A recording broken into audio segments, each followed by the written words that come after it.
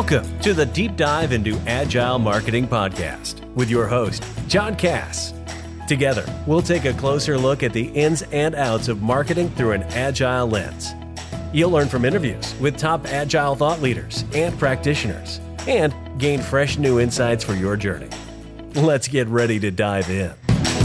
Welcome to the Deep Dive into Agile Marketing with John Cass. I'm your host, John Cass, here in Boston, Massachusetts. Today, I'll be interviewing Anthony Coppedge, Principal Agile Digital Sales Global Transformation Lead at IBM. Welcome, Anthony. Thanks for joining us. Thanks, John. Glad to be here. We're going to cover your story with Agile Marketing, but I wanted to start off by getting up to speed on where IBM is. Your podcast will be actually the third interview I've done with an IBMer. So, tell us what's going on with IBM and Agile Marketing. So there was a mandate years ago to say, what would it look like to transform marketing to become more agile, to apply the principles of agility to where we could be much more explorative and even more innovative through the ability for teams to decide what the priority should be, for teams to figure out how to experiment, for teams to understand what it would look like to create, deliver value, and then to share that across the organization and scale the learnings. So that's kind of a high level way of describing where the genesis was. And we had a CMO, Chief Marketing Officer, who used the phrase agile to the core. And so it was this idea of, is it agility? Because the word agile should be described, I think, as the thing you do in terms of the way you are as an organization, not the tasks, not the practices, not the ceremonies, not even the framework of Scrum, Safe, Kanban, Lean, whatever. It's these ideas that we want to take the principles of respect, openness, courage, empathy, trust, and apply those with the values, or those 5 values, and then the principles of, are we self-directed? Are we experimental? Do we have the ability to change the culture by changing who we are, building that? So there's this very inclusive way of saying we look at ourselves as having the answers rather than looking up to the leaders and going, you tell us what to do. So now in this model, the leaders focus on how do you get stuff out of the way of the marketer or the seller? How do you remove those impediments? And how do we provide the skills, resources, and processes that need to be adjusted or reflected or even destroyed and rebuilt entirely new, that we want to deliver value. So just because we used to work one way, we don't assume it'll always work that way. And so it's very much that iterative process of agility is where it started. Well, that's great. So what were some of the mechanics of that? I mean, did it, how many, I've heard the, story of about 5,000 marketers using it, but I think what interests me with IBM or any of these large companies is how, it's okay to deploy agile marketing in a smaller company or a smaller team or division, but how do you deploy it across many different divisions and many different teams? And sure. So it'd be interesting to hear that. I mean, I reflect on David Quinn at EMC years ago. Now it's owned by Dell, and how they had a coaching unit. Could you give some sort of insights for people, when you're working at a large company, how IBM's model can help them? Yeah, my former boss, Andrew Burrows, who I know has been on the podcast, former with IBM. Andrew, I would come to him with all these ideas. Hey, I think we should, and I think we should. And Andrew always asked me the same question: does it scale? Because when you are working at an enterprise level, it has to be able to scale across and through. So it's not good enough to say that's a good one-off idea. You have to be able to think about, is that scalable? Because people, John, as we know, don't scale, right? Yeah, I don't scale, you don't scale, none of our listeners scale, but the systems and processes we use can scale. So what we were figuring out is what's scalable. So we want to operationalize, and this is how I describe a lot of what I do, operationalize the creation and delivery of value at scale for the benefit the organization's clients. So everything we do is client-centric. How do we help make it better for them? And because of that, you put in systems and processes and even some practices. So it's a hybrid model of different agile frameworks, but I would call it a model, not a framework, precisely because it doesn't follow any one in particular. And there's a lot of variance in that you want to have the flexibility for the teams to self-choose. What we're doing is putting some constraints around that to say constraints really are the way we understand we're doing it together. And so one team might have, let's say, a stand up every day, and they come together and they talk about what they're working on. Another team might decide, and I've got teams that do this, hey, let's put that through an automation bot in Slack, and let's ask, hey, is there anything worth sharing that's going well or not going well that we would benefit from either swarming on to try to figure out, or share, because if this doesn't work for me, maybe you know how to solve it, or I figured out something working really well, it would benefit everybody on the team to know this. And you could do that asynchronously, so it doesn't have to be a meeting. So now that's done with bots, and that might be a daily bot or a biweekly bot or something. The key is not to put people into the pigeonholed framework of, oh, you got to do a stand-up every day. You don't even have to do a stand-up if it doesn't serve your team. What we do want to understand is, how are you communicating, coordinating, collaborating, right? Because if you can do that, then you have to be able to do that between leaders, between teams, and between how we operate with our business partners and clients. So how you go to market is very much based on how you operationalize the creation and delivery of value. And that word is not to be, misconstrued. Value is not what's in it for us. Value is what's in it for them, where them is the prospect and the client. We serve them. We serve the business partners. We serve those.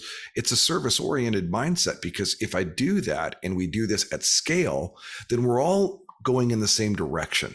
The way we go, the products we lead with, the go-to-market strategies, the channelization, all of that can be very fluid across teams, because you're not dictating any of that. You're simply saying, are we aligned? And the way we've done that is, I've used OKRs for it, which is objectives and key results, to say we have goals internally and quotas and all that, but we will accomplish that when we create and deliver value for the prospects and clients. In other words, the byproduct of our success is coming directly from serving someone else and their success.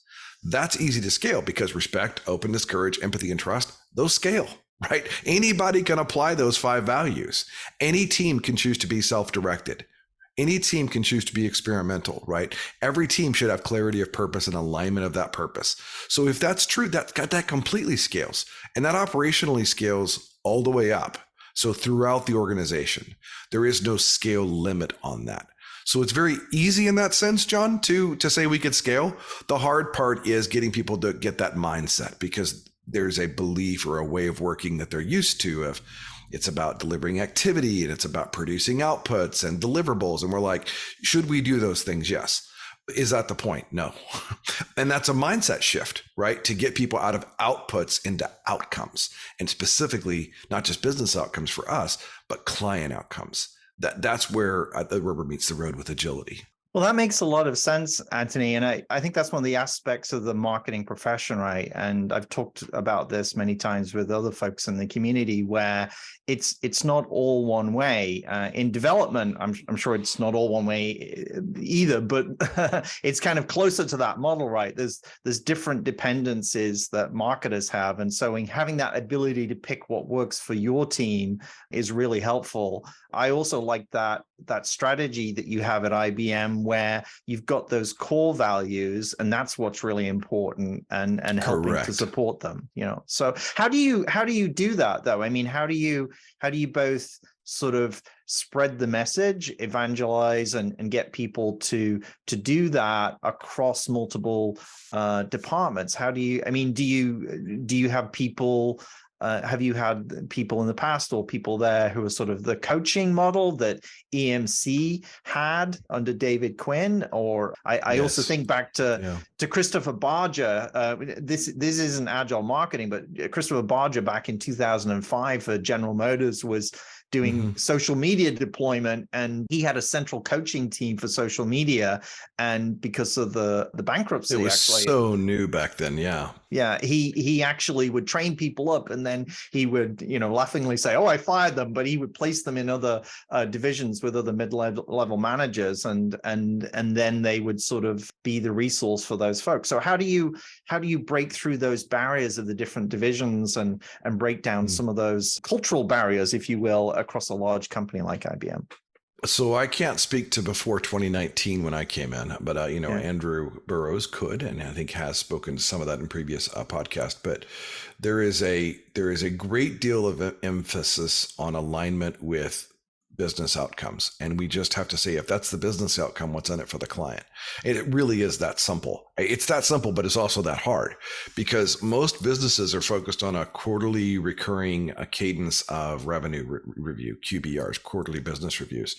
And they're trying to figure out their revenue and profitability. And what we're trying to say is we will achieve revenue and profitability by focusing on how to better, faster, and more efficiently create and deliver value so that there is revenue and profitability, right? So again, is this a realignment away from hitting the target for the sake of the target to saying, did we achieve something that helps someone else achieve something? Did we serve in such a way that they're starting to see value? And that's a lagging indicator, because you actually have to go through that process and then have some metrics over time to know. But we experiment so frequently and so quickly that you can know a lot more than you think you could in a matter of days or weeks. So you don't have to wait till the end of the quarter to know these things. And that's really one of the hallmarks of agility, is that ability to be relatively quick. Speed is not the point. It's just a natural byproduct. Velocity is a byproduct of iterative, consistently frequent work. And because we work that way, and that scales because people can all understand that, the real trick is getting to the leadership at that space and saying, we want to help you win. And who wants to say no to that, right? So all the executives and management, we want to help you win. We just have to reframe a little bit of what win can look like. So yes, it does include these targets you're responsible for. And there's a way to win that goes way beyond our ability to sell enough stuff or to market enough stuff. Now we're talking about, are we demonstrating and creating demonstrable value?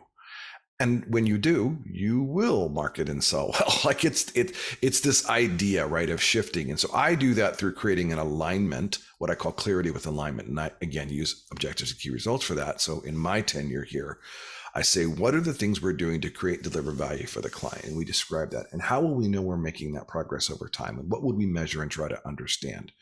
And how frequently can we do that? And what are the risks we're willing to take, the small risks rather than these big bets? And break it up into bite-sized tests, A/B tests and multivariate tests, which is marketing does this all day long, right? So this is very natural hand in glove kind of fit. But what we have to do is get buy-in to show people why, not what. Why? Because if they say, "Oh, wait, are you?" I've had executives say at this company and others, right, where I've done this before.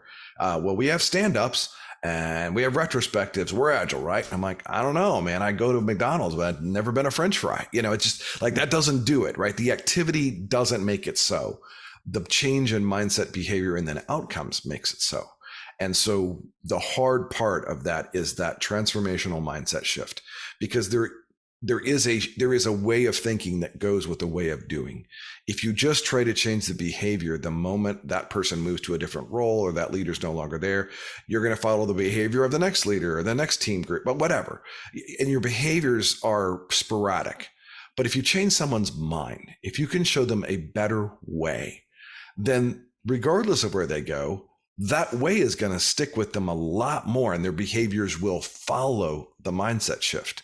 And so that's a big part of the coaching. For years, we did have whole teams of coaches. That's how I was originally brought in. And so there was this focus on let's just coach people, but you have to go beyond that. A coach should be kind of like Mary Poppins or Nanny McPhee. You're originally not wanted, but needed. And then you want to be needed and no longer or wanted and no longer needed. That's kind of the idea. And so the coach shouldn't be there 20 years doing something with the same group of people. You're not coaching very well if that's the case. So we're coaching for people to coach others. We're coaching for people to understand and then go replicate. And we call that our focus we have around it is there's coaching and then there's the discipline. And the discipline is when the coaching has led to the discipline. So now I don't need the coach to remind me or show me. I now understand that. Now the coach can take us to another level and go deeper or higher. And eventually you get mastery, right? Think Shu Ha Ri and martial arts, where the idea of Shu is do exactly this. Ha is adapt from the basics, and then Ri is mastery. That's the same concept. A coach should transition to help someone else when someone's at that mastery stage. You talked about outcomes here, and I think the way that I describe that is it's really about marketers being able to do real marketing and build operations. So I've seen circumstances and companies have these situations where there's a lack of understanding what marketing can do, maybe from sales or finance or even the key leaders in the company. So I think that that focus on outcomes is really about doing real marketing, being able to do it rather than getting knocked off kilter on what the real plan should be to provide the most value to the company. I mean, have you seen circumstances like that? And when you've gone through that coaching incidents with folks who are getting up to speed with the mindset, has it enabled and emboldened them to go back to the folks and the other stakeholders to explain, hey, yeah, what you're suggesting here might add some value and and some great outputs, but and maybe even that target, but actually if we just hold the course, then we're actually going to not only do amazingly well in hitting the targets, but we're going to go beyond that, and that's what the promise is. Yes, and I think the way you frame that, and this is good for the listeners to take this back to your teams and your bosses, is to say, hey, how do we ask better questions by looking at the data and the insights that we're getting? Not how do we come up with better answers? So in marketing and sales, and I think marketing and sales should be tight at the hip. They may be two different organizations within the company, behind closed doors, but the customer and the prospect can never feel that, right? So I think there's a good case to be made for that alignment right there, and shared objectives, discrete key results, et cetera.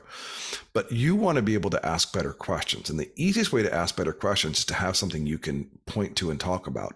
So that means you have to make agile marketing makes the work prioritization and the workflow visible. And it's outcome focused workflow prioritization, not just output focused. Not did we do a thing, what happened because we did a thing. So there's a much longer time to understanding impact, rather than saying, did it make it to done by the end of the week? Yep. Was it useful? I don't know, right? I did a thing, but I actually have to see how it performs to know if it was useful. And that's the whole point of learning. We know we don't know, but we know we can find out. And so what we want to do is ask better questions. And the easiest way to do that, John, is to visualize the work, be outcome focused on your workflow prioritization, the things you choose to do. Because right now, every company has exactly the perfectly designed systems to keep getting what they're getting. The question is, do you want that? If you want to do better than that, then you have to change the things you're doing. How do we do that? We make it visible and outcome focused. What happens when you do that, John? You improve the quality, the speed, the predictability, the transparency, and the adaptability for the marketing teams to deliver that value, right? So if you're not visualizing it and representing it and looking at prioritization, because anything that makes it to your done column was prioritized. How do I know? You did it instead of something else, right? So by definition, anything that makes it to the done column is prioritized. What I recommend teams do is in your done column for every card or piece of work or chunk of work or checklist or whatever you've got there, however you do your done columns, whatever makes it to the yes, we succeeded in accomplishing this. You should ask, was this client-facing high-value work? And by the way, high-value work can only be client-facing in marketing and in sales, because we exist to serve them, not to serve internally. Do we serve internally? Of course we do. Is that why we're there? No, because ultimately we're all aligned, should all be aligned to what makes it better for the prospect and the client.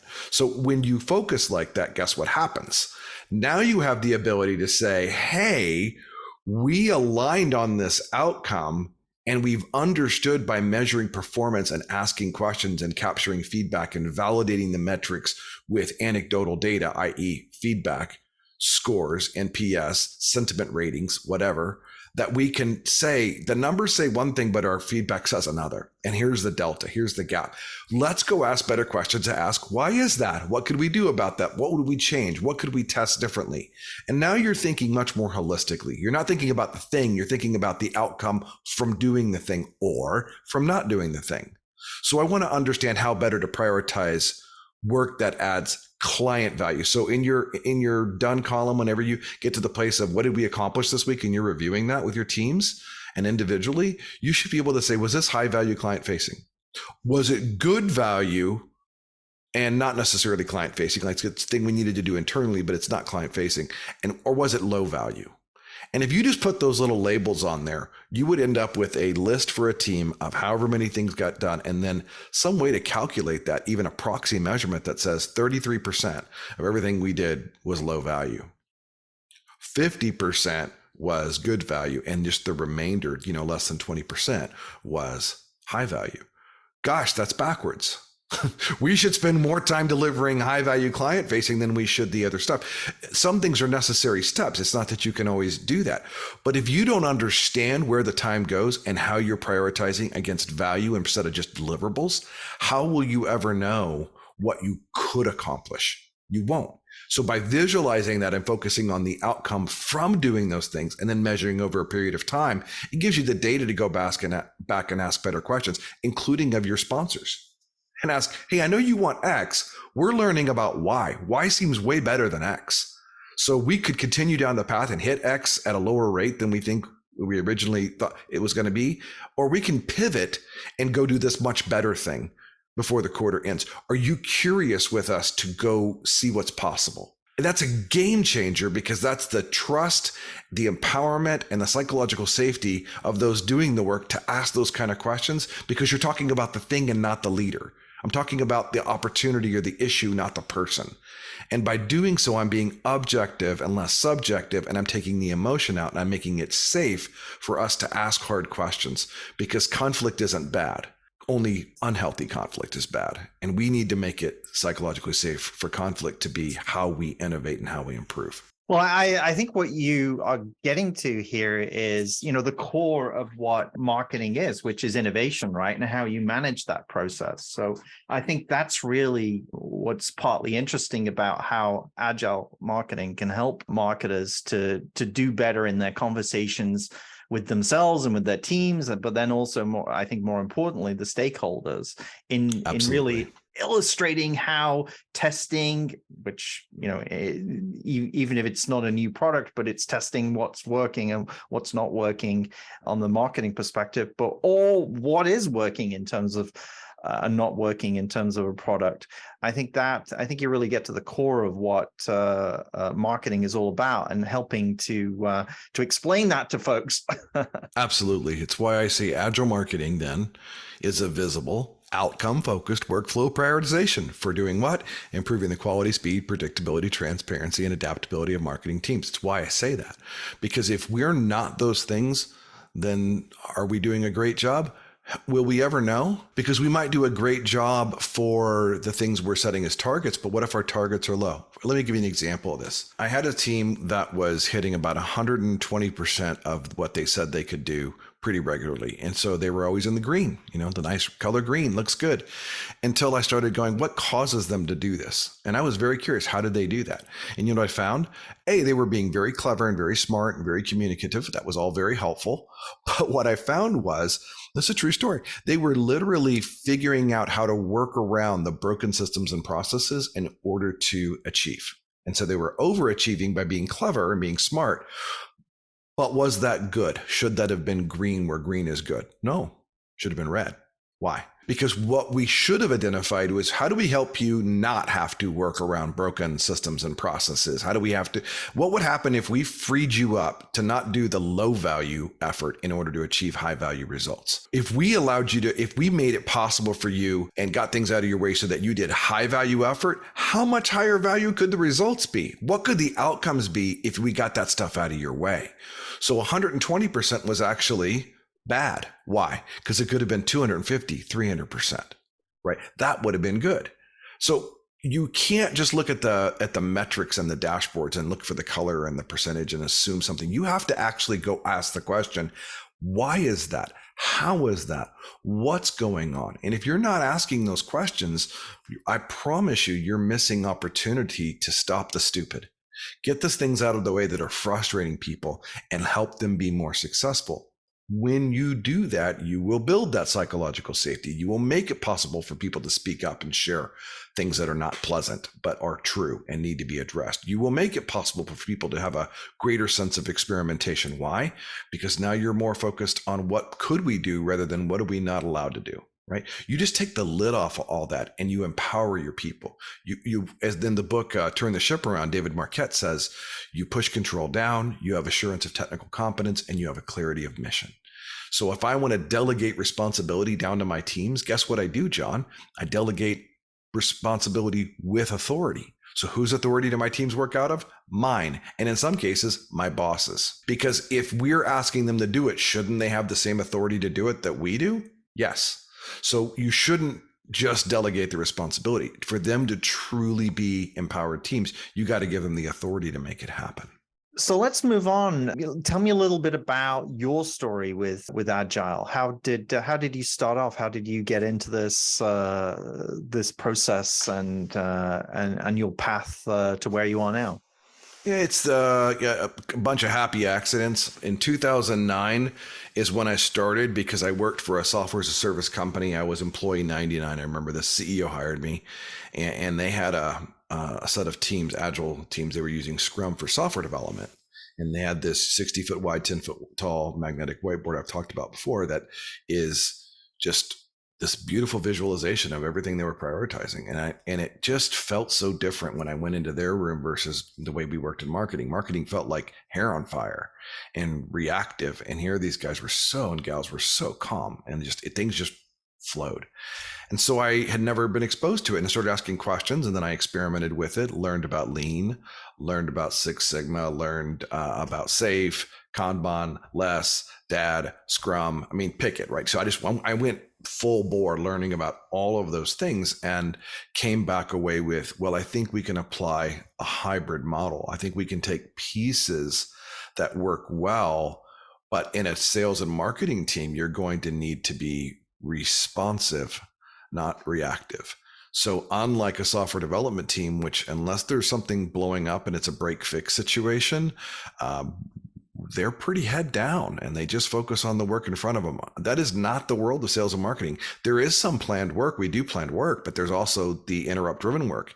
And what I had to learn was, how do you balance those two? So I learned how to do that. That's how I apply agile marketing as a hybrid model now. And I do it with agile sales too. And in fact, I believe we have agile sales with agile marketing with agile sales, not agile marketing and agile sales.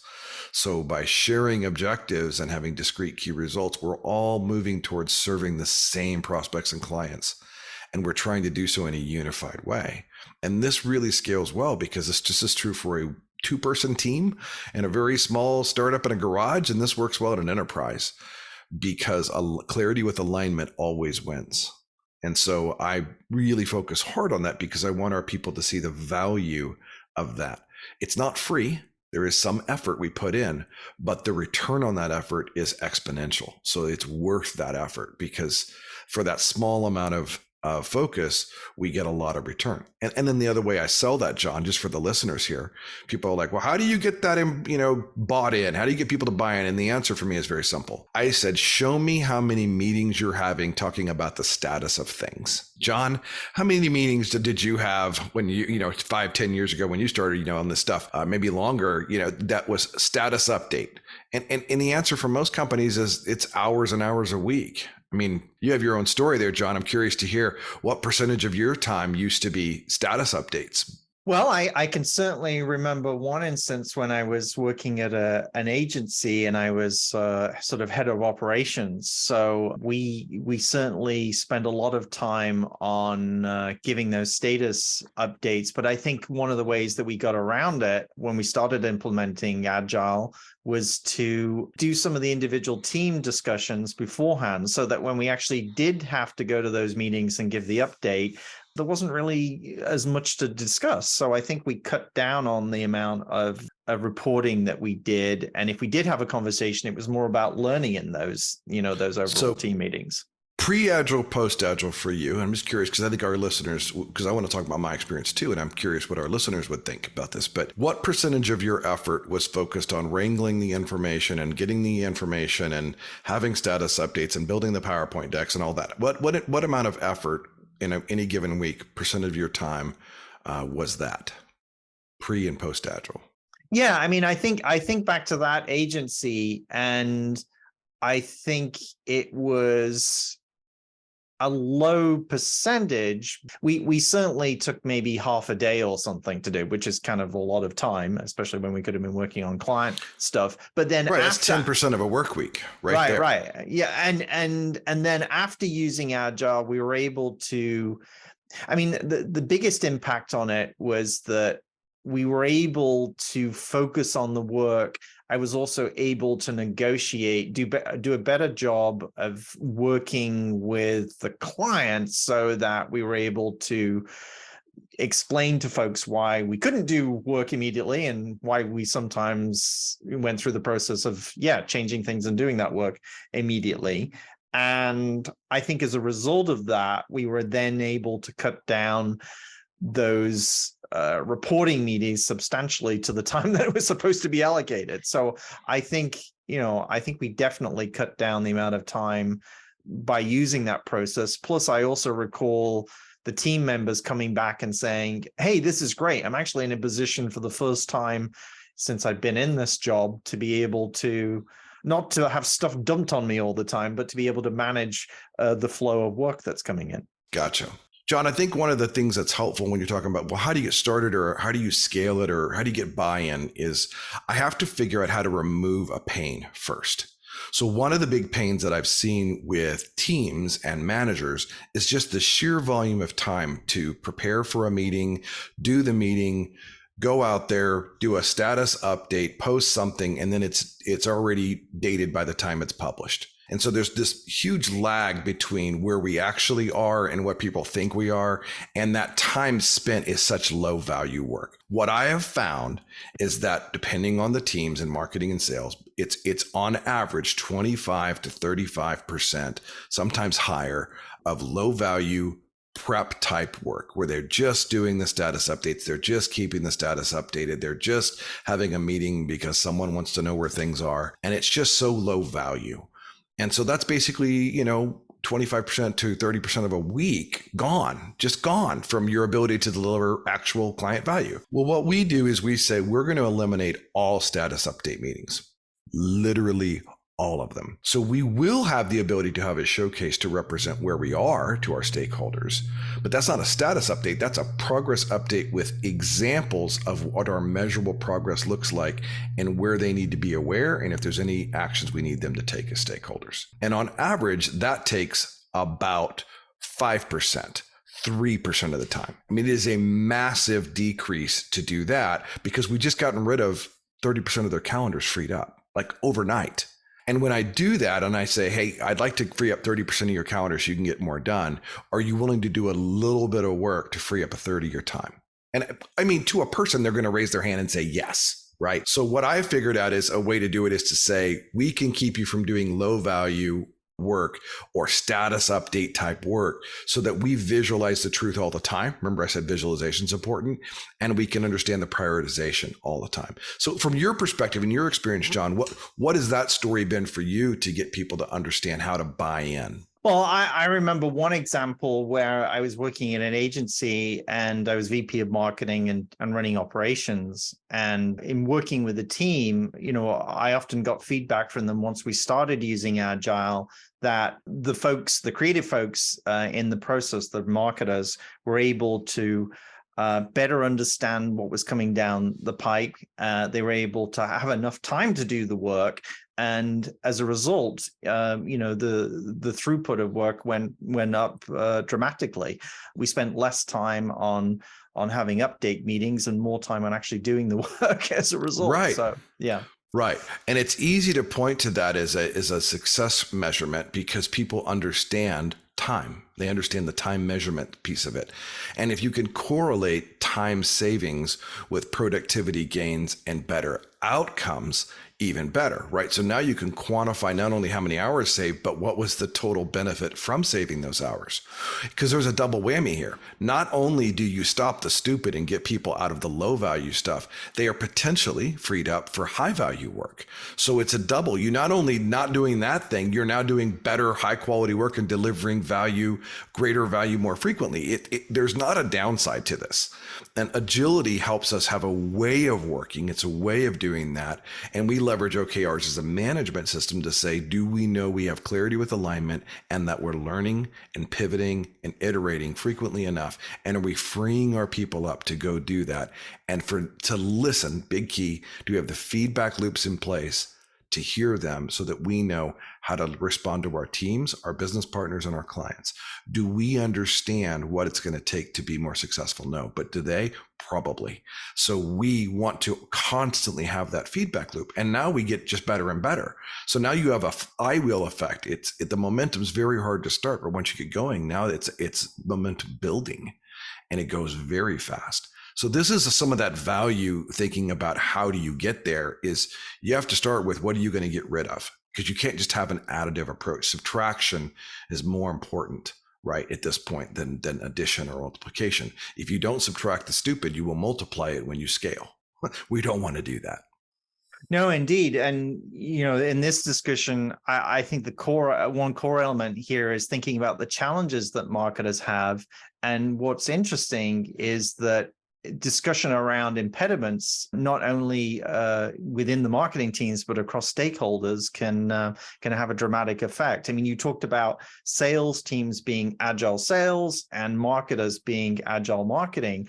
Over the last couple of years, I've been doing more ABM, account-based marketing, especially with agencies, and I'm seeing the use of agile by the sales team to the point where actually the marketing team isn't doing it yet, but the sales team is, and I'm kind of wondering if it's going to actually increase the amount of adoption by marketers. But I also think there's this dynamic, and I don't understand it because even though I always wanted to be a marketer when I grew up, but I started in sales and then made that transition over to marketing and achieved that goal. But I don't understand why sometimes there's this dynamic and conflict. I mean, I think some of it relates to some of the criticisms of content marketing where, you're giving me too many leads and they're not qualified leads. So I can certainly understand that. But I think, the way to solve that is for each of the stakeholders, sales, to say, hey, I have an impediment here. You give me too many,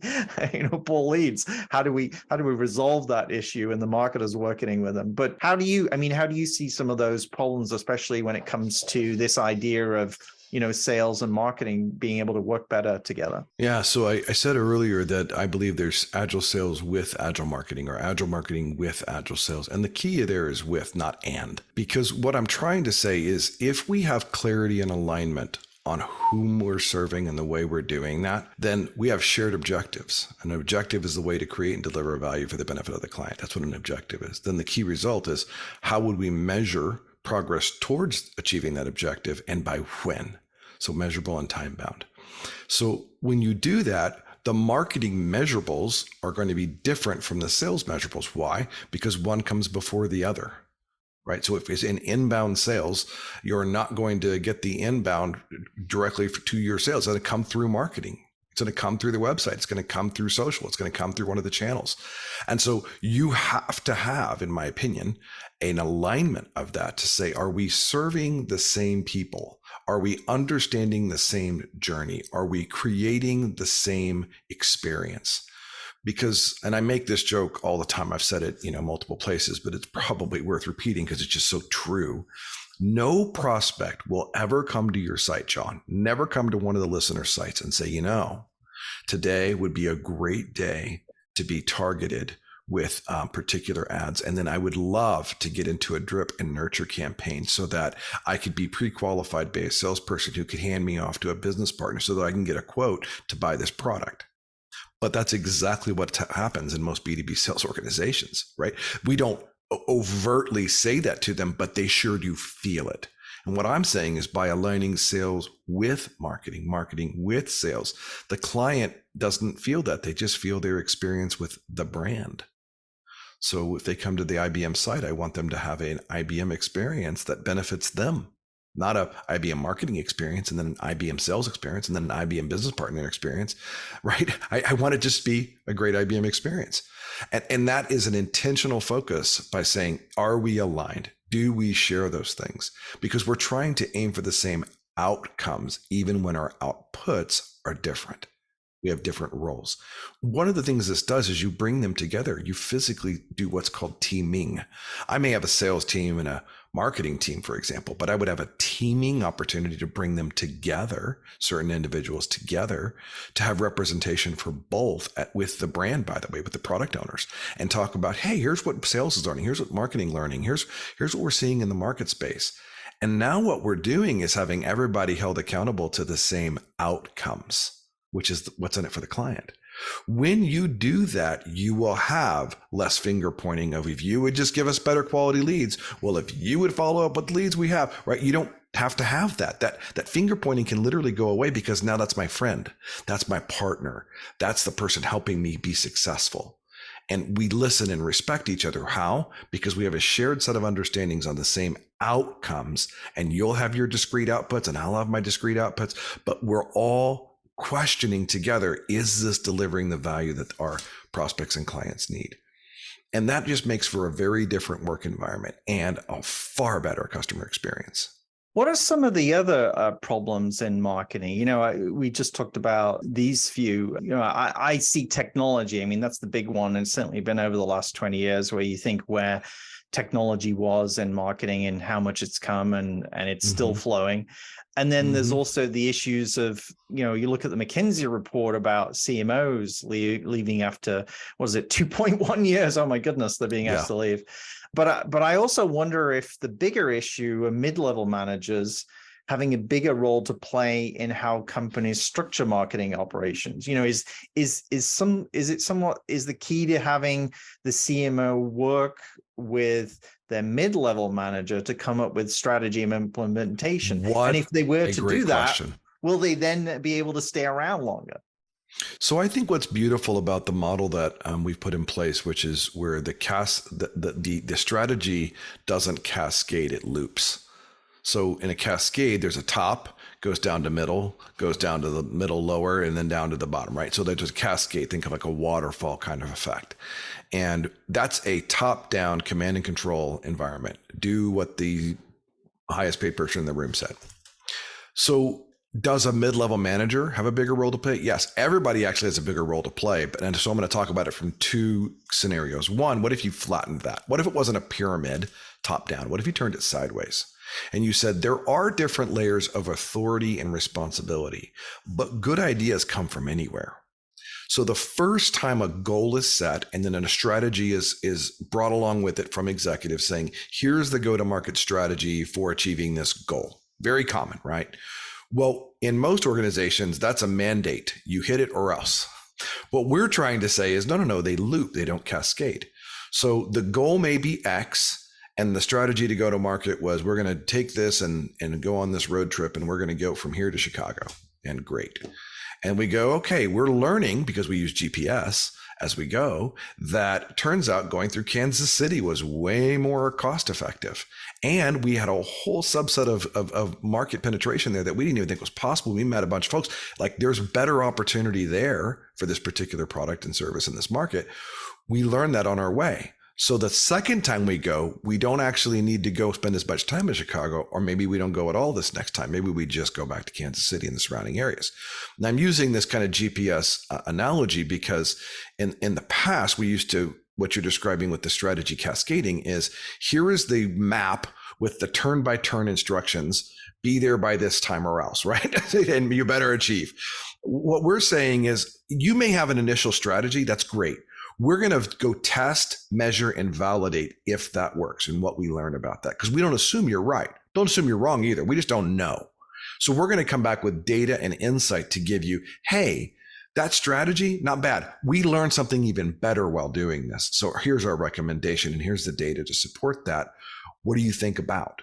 And now it becomes a group. So every time after the version 1.0 strategy, that strategy comes from everybody, from all levels. And then the other piece of this is that middle manager.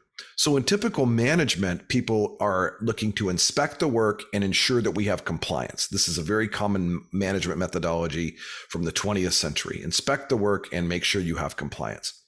I want to shift that. And what we do is say, we don't want to inspect the work with managers. We want to understand the work. which means we ask questions. We don't make statements. We don't say, did you do this thing? You better get this done. We say, hey, what are you learning about that? How is that going for you? How is that performing? What are we doing that's working and not working? We're very curious. Then the other thing the manager does is that compliance, right? Where they're like, well, if I've instructed you and I've inspected it, now I'm telling you what to do. Make sure you do this. Well, instead what we're saying is, hey, how do I support you? I think maybe we could skill you up in this area, or we think we could partner you with this other person, or maybe we could provide this resource to help you. And now what they're doing is skilling up the person and trying to understand how they can remove impediments and skill them up. Full stop. In other words, they're serving those that they're in their span of care. They're not telling them what to do and making sure it was done. Now they're seeking to understand and support, not inspect and get compliance. So there's a two-piece thing. When you do that at scale, guess what happens with your executives? They have far better data and far better insight to make decisions. So it's less on them to be the wise person at the top who's calling all the shots and having to be the hero and figure it all out and take all the credit, right? Which they last 2.1 years, because what human can do that consistently? Not many, and especially at the rate of change today. So instead, we're saying we democratize our learning, and now it's a shared model. So the CMO still has vision, authority, and all that. That doesn't change, but they are far more invested now in listening to go, what are we learning, not what are we accomplishing? Because if you learn faster, you will accomplish more and better over time.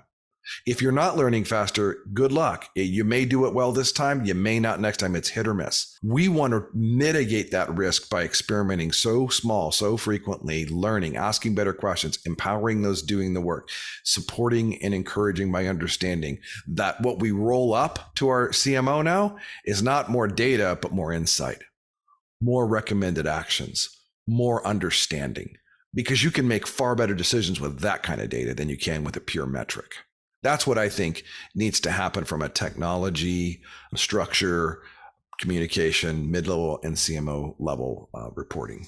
So back to IBM, what's the story with the agile market mindset? How can IBM expand on what's already been done, do you think? Yeah, so I did a roadmap of 5 phases to get us from where we first started to where we could go, specifically with digital sales tying in with marketing. And that's been my focus, which is why I'm in the role I'm in, working with the digital sales teams. And globally, this has been an interesting challenge because you've got the distinct uniqueness of each geography, each market, where the products sell well, where they don't, which markets, et cetera. So there's a lot of complexity. And when you base it down to outcomes, the complexity doesn't disappear. It just becomes more simplified and more understandable. Doesn't mean it's not complex. It just doesn't have to be confusing. And so we're creating that clarity with alignment, and you find that the teams are able to make a much better informed decisions at the team level without needing a manager to make a decision, without having to go up to a GM or an executive or the CMO, because we've empowered people. We trust them. They're smart. They're capable. What can we do to serve them? So it's that sideways pyramid kind of thing. Was, yes, there are different levels of authority and hierarchy, John, but we're less impressed with that. We're more impressed with who serves well and at what level can we do that at, and how do we scale the things that work? How do we learn what worked on one team in one part of the business and share it with another team in an entirely different part of the business, because the principles are the same. And that's the stuff that really gets people's attention, especially in an executive role, because they have a very large span of care, especially in an enterprise. So when you start to connect those dots and make those aha moments bubble up, we're representing insight and recommended actions, not data and metrics.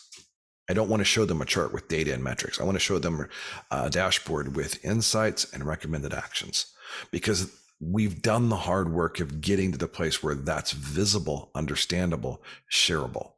And I think that's part of the future of sales with marketing, rather than agile sales with agile marketing, rather than sales and marketing. Makes sense. I think it's very true that, it really has to be a partnership. And when you see practices like account-based marketing, come to the fore, it also has a methodology that brings, the marketing and salespeople together. But I think if you're adding in Agile, both for sales and marketing, it's going to even make that partnership even stronger. So it'd be interesting to see how it develops. Last question: what advice do you give to other marketing leaders in adopting Agile for marketing? It's a good question because it kind of depends on the situation of who I'm talking to. But if I had to say, lead people in a way to develop them into the best version of themselves. Be more interested in who they are than what they do. Because as individuals and teams, if you go to serve them and what they need, this is a hallmark of agility, right? It's what is the team telling us? What is the team understanding? What are the individuals learning? If you do that, they're going to perform better, which means all the things you're responsible for will perform better over time. So you've got to think about how to align, coordinate, communicate amongst in between leaders, teams, and operations. So if you want to do that, you have to have a way. And what I'm describing is a way to do that. Lots of space in the middle, a lot of white space to figure out how you would apply that, but very clear boundaries and constraints around the edges, because if you just say anything goes, then you're not really going anywhere. Like, what's the old adage? If you don't have a destination, any road will get you there. So we do have a destination. We do have a way of going. So there are some constraints, but those constraints are made to protect, not to control. And there's the big difference, is that we're really focused on how do you inspire people and manage them in clarity of work and the removal of obstacles and skilling them up so that they develop into the best version of themselves. If you do that, you're going to get far better results, but you have to model and be that truth. It can't be a nice sticky on the wall that says, we believe X, and then it's not lived out. Your culture is what you observe. So is it observable? Is it demonstrable? And those are things that are super important. So a culture where there's an equal balance between accountability and autonomy, that should be the way we go. Anthony, great. This has been a great conversation, and I really appreciate you joining us today for the deep dive into Agile marketing. John, thank you. Thank you very much. It's always fun to share different things that have worked, didn't work, what I'm learning. I love learning from others, so I hope there's some takeaways for your audience members today. Oh, absolutely. Thanks for joining us on the deep dive into Agile marketing with John Cass. My thanks to Anthony, and we'll see you next time.